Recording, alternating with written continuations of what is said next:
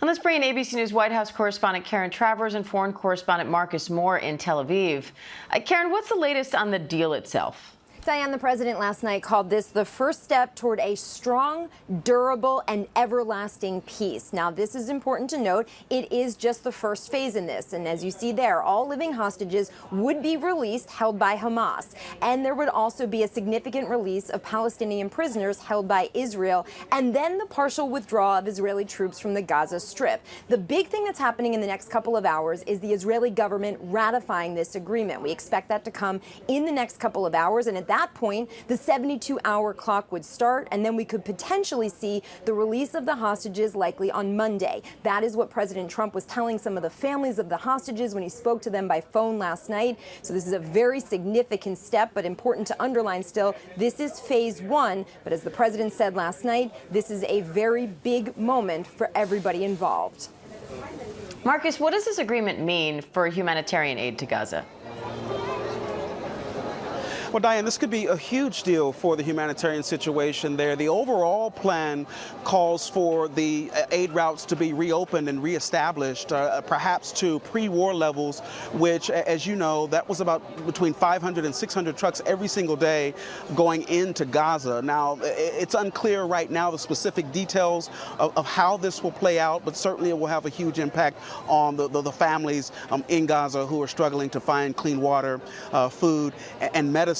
And just a quick point on what Karen was referring to in terms of the withdrawal. That's another area that we're watching very closely as it relates to aid going in. This plan calling for Israeli troops to begin this partial withdrawal to that yellow line. No other details really available at this point. But Diane, it would mean, based on our initial understanding of this phase one, that Israel would still control about half of Gaza. Karen, what are the next steps for the U.S. in this deal? Diane, the one thing we're looking for now is whether or not President Trump does travel to the region. He had indicated last night he would do that. There was an invitation from the Israeli prime minister for the president to travel there and address the Israeli parliament. So we will see if the White House announces something about that potentially happening in the coming days. But the next big question, of course, is what happens in phase two. And there are a lot of big questions about what is still to be negotiated, including, of course, the governance of Gaza and the disarmament of Hamas fighters. Those are very big questions and a lot of details that still need to be worked out. I think it's also important to note, Diane, that we have been here before where there was a phase one that was agreed to, hostages were released, and then the difficulty of getting to that next step was not achieved. But still, there is optimism because of the work that went into this, that 20-point plan released last week by the administration, that this is the plan that could get things closer to the finish line. Marcus, a previous deal fell apart before the second phase negotiations even started. So what makes this one different? Well, I think the big difference here, Diane, is the broad consensus across the Arab world, leaders across this region all supporting this plan. And there's a real sense, Diane, that Hamas and Prime Minister Netanyahu have been under a great pressure to find a conclusion to this war. Karen Travers, Marcus Moore, thank you. And former Senior Director for Counterterrorism on the National Security Council, Javed Ali, is here for more on this. Hi, Javed. Thanks again for coming on. So you say we'll need sustained oversight to move phase one forward. What kind of oversight?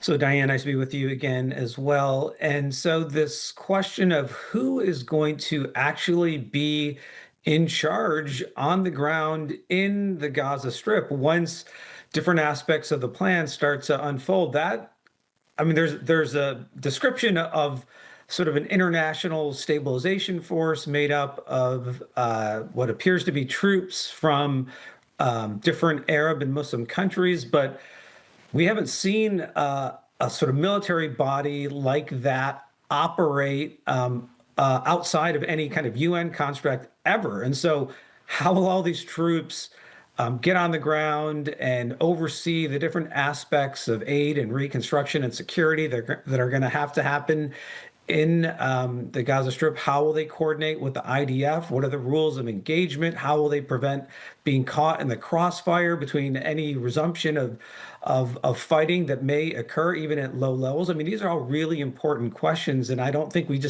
don't know the details yet over that really important aspect of the deal.